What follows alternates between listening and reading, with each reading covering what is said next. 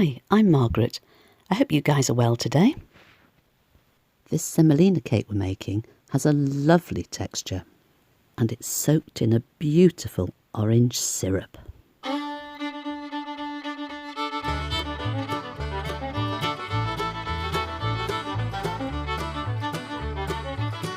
So, let's make the syrup first, to give it time to cool before it goes in the cake. The sugar and water need to be brought to the boil and then simmered just for a couple of minutes until the sugar has completely dissolved. Then we give it that lovely orange flavour.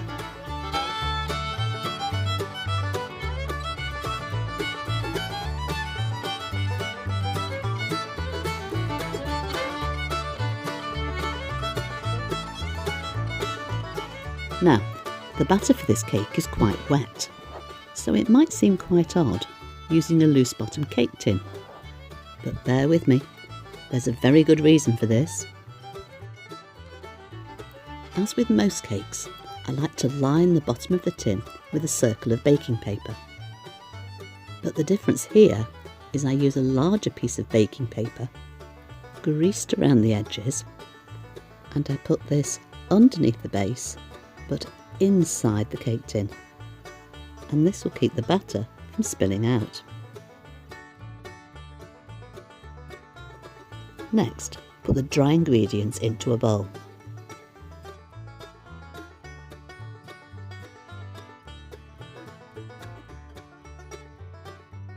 Creaming butter and sugar together is so much easier when the butter's soft and a mix is used.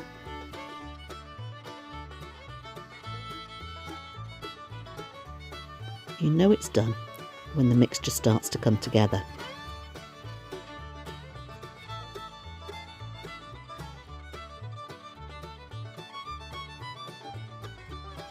Then I like to use a spoon to make sure that I've left no more lumps of butter in.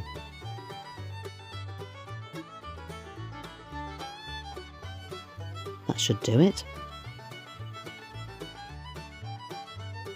Even though this cake is an orange cake, I always like to put vanilla extract in. It gives the cake a good flavour base. We just need the yolks for this part. But keep the whites, we'll need those later.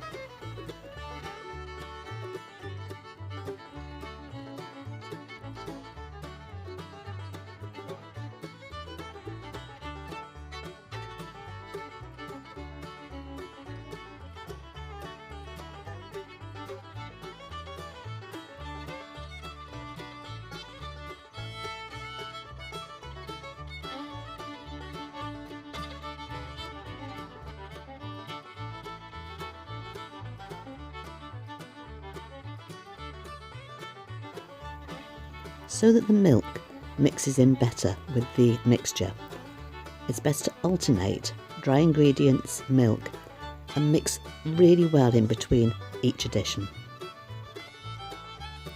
I tend to use about a third each time.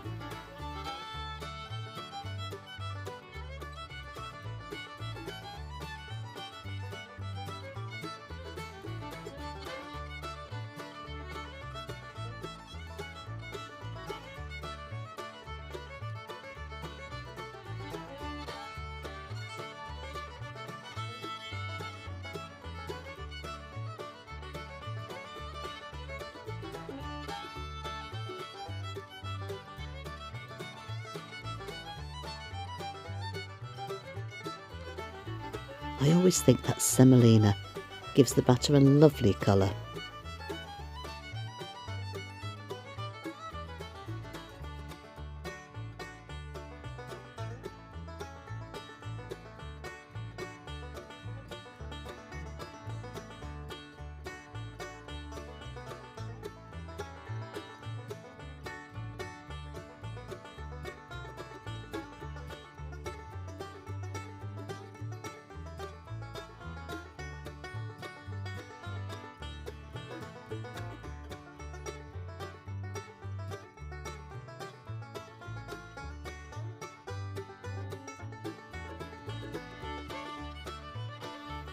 Now the secret to making well whisked egg whites is to have everything scrupulously clean.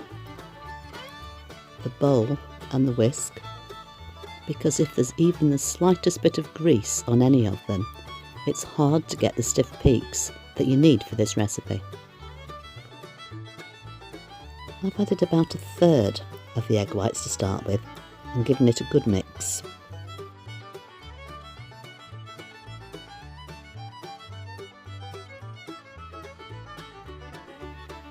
The rest needs to be folded in carefully so we don't get rid of too many of the air bubbles.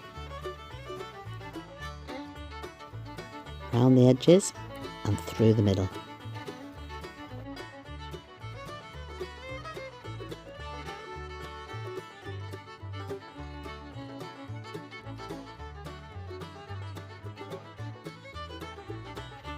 You can see here how the second piece of baking paper stops the batter from dripping out of the bottom of the cake tin. Smooth it out a bit and it's ready for the oven. Oh, and when you use a loose bottom cake tin, always put it on a tray just in case. It's ready when you touch the centre at the top and it just springs back. And it's lovely and golden on top. Add the syrup while the cake's still warm. Now, the first time I poured the syrup on one of these cakes, I wondered if it was ever going to sink in, because it really is a lot of syrup and it sits for quite some time on top of the cake. But believe me, it does soak in and it makes it delicious. Let it cool completely before you take it out of the tin. Now for the reason that we use a loose bottom tin. This cake is so moist and so yummy that you would never get it out of an ordinary cake tin. It even has to be left on the bottom circle of the metal cake tin. It would just fall apart if we tried to lift it off. It's the kind of cake that has to be eaten with a fork. And believe me, it's absolutely delicious.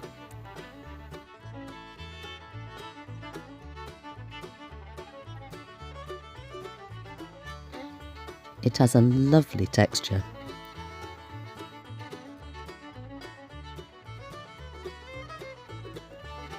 Sprinkle it with a little icing sugar.